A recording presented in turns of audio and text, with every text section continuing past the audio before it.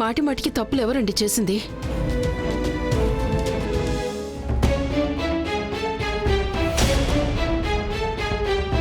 ఏమైంది శైలజ గారు?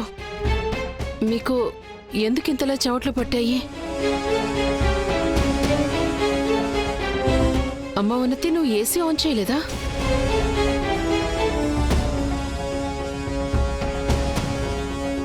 ఏమైంది శైలజ గారు? ఏమైనా జరిగిందా?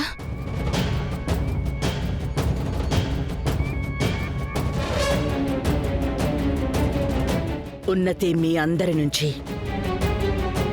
ఒక పెద్ద నిజాన్ని దాచిపెట్టింది. అసలు ఏంటి శైలజ గారు మీరు చెప్పేది? మాకు తెలియనంత పెద్ద విషయం ఏంటి అంటే తను ఏం దాచిందని? ఉన్నతి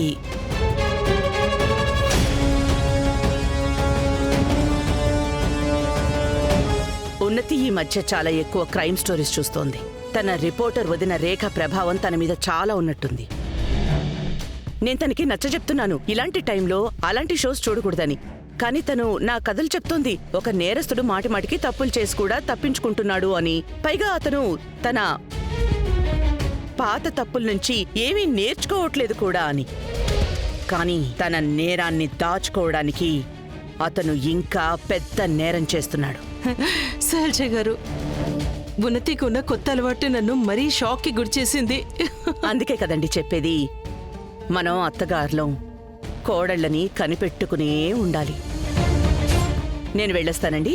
శైలజ గారు, ఏం పర్వాలేదండి, మనిల్లే కదా, ఇంకెప్పుడైనా. సరేనండి. నువ్వు జాగ్రత్తగా ఉండవు. థ్యాంక్ యూ అత్తయ్య, చాలా చాలా థ్యాంక్ యూ. తను ఉన్నతి మిమ్మల్ని చాలా మిస్ అవుతున్నట్టుంది. మీరు వస్తూ వెళ్తూ ఉండండి. ఇంకొచ్చిపోతూనే ఉంటానులేండి. నేను తనని జాగ్రత్తగా చూసుకోవాలి కదా. శైలజ గారు, అది ఇంకొక విషయం చెప్పాలి. నేను రేఖ కోసం ఒక ఇష్టమైనది చేశాను. మీకు నేను ఇవ్వచ్చా? అది తప్పకుండా తీసుకెళ్తానండి. నేను ఇప్పుడే తీసుకొస్తాను. నేను నీ అబద్ధానికి ఏదైనా పరిష్కారం వెతికేంత వరకు ఎవ్వరికీ ఏమీ చెప్పాల్సిన అవసరం లేదు. మీరెలా చెప్తే నేను అలానే చేస్తానత్తయ్య. శభాష్.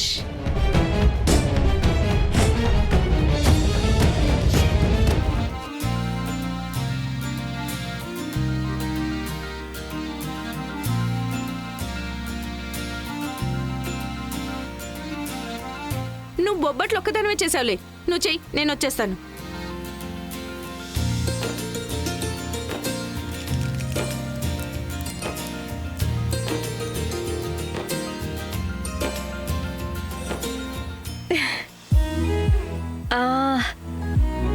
ఈ ప్లేస్ చాలా బాగుంది. నేను నా ఫోన్ ఇక్కడ పెడతాను, కొంచెం ఇటు తిప్పుతాను, అండ్ ఆ తర్వాత అందులో చూస్తూ చెప్తాను, రాఘవ్, నేను ఇది మీకు పంపిస్తున్న మొదటి వీడియో, అండ్ ఒకవేళ మీరు వరల్డ్లోనే బెస్ట్ బొబ్బట్లు తినాలనుకుంటే వెంటనే ఇంటికి వచ్చేయండి అని. పర్ఫెక్ట్. ఇప్పుడు అంతా సెట్. Video record చేయాలంతే. నా ఫోన్ అది రోహిత్ దగ్గర ఉంది కదా. రోహిత్, ఈ రోహిత్ ఎక్కడికి వెళ్ళిపోయాడు? మరి నా ఫోన్?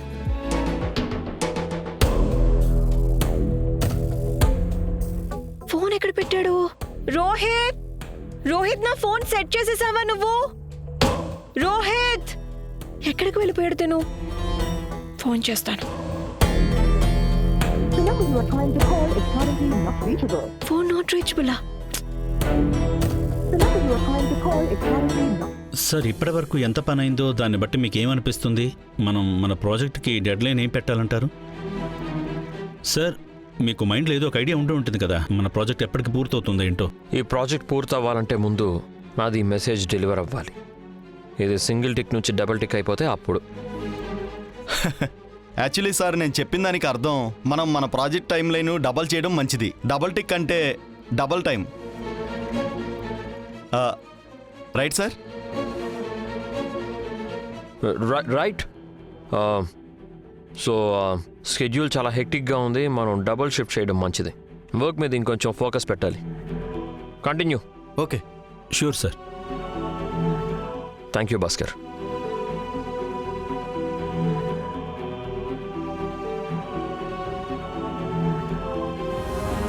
నువ్వెందుకు ఇంత కంగారుగా తిరుగుతున్నా రేఖ?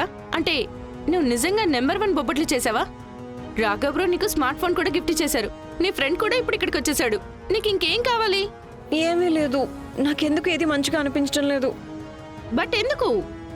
రాఘవ్ నాకు ఫోన్ గిఫ్ట్ చేశారు కదా, అది కనిపించట్లేదు. పైగా రోహిత్ కూడా కనిపించట్లేదు. నేను దానికి ఫోన్ రీసెట్ చేయమని చెప్పాను కదా, తను కాల్ పిక్ చేయడం లేదు. ఎక్కడికి వెళ్ళిపోయాడు ఏంటో.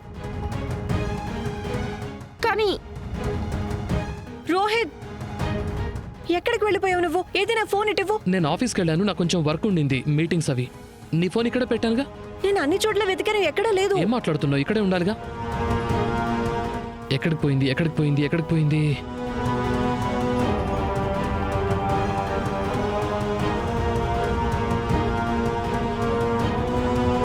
హా, ఇదిగో ఇక్కడే ఉంది, లోపలికి పోయిందంతే. సరిగ్గా చూడలేదు నువ్వు. ఇప్పుడు బానే పనిచేస్తుంది కదా. చాలా చక్కగా పనిచేస్తుంది. ఏంటి ఫోన్, కొత్త ఫోన్ల గురించి ఏదో మాట్లాడుకుంటున్నారు ఫ్రెండ్స్ ఇద్దరు? అత్తయ్య గారు, రాఘవ్ బ్రో రేఖకి న్యూ స్మార్ట్ ఫోన్ గిఫ్ట్ చేశారు. నిజంగానా? ఇది చాలా మంచి విషయం. ఏది చూపించు. చాలా క్లాసీగా ఉంది. నేనెప్పుడూ చెప్పేదాన్ని, మా రేఖ ఇంత స్మార్ట్, తన దగ్గర ఒక స్మార్ట్ ఫోన్ ఉండి తీరాలి అని. Congratulations Rekha. థ్యాంక్ యూ పిన్ని గారు. నేను దీనికి ఛార్జ్ పెట్టేస్తాను. ఆ, నేను కూడా వెళ్తాను. ఏంటి అసలు ఏం జరుగుతోంది? ప్రేమని ఎక్స్ప్రెస్ చేస్తున్నారు అత్తయ్య గారు. అదే ప్రేమ. ఈ హౌస్ లో ఎవరు చూపించట్లేదు కదా. మరైతే నువ్వు ఇంట్లోంచి ఎందుకు వెళ్ళిపోవు? నేను కూడా నీకు హెల్ప్ చేస్తాను పద. పోనీ వద్దు, నేను హ్యాపీగానే ఉన్నాను. మీరు టీ తాగుతారా బొబ్బట్లతో పాటు? సరే. టీలో మసాలాలేం ఆ, వేయకు. సరే.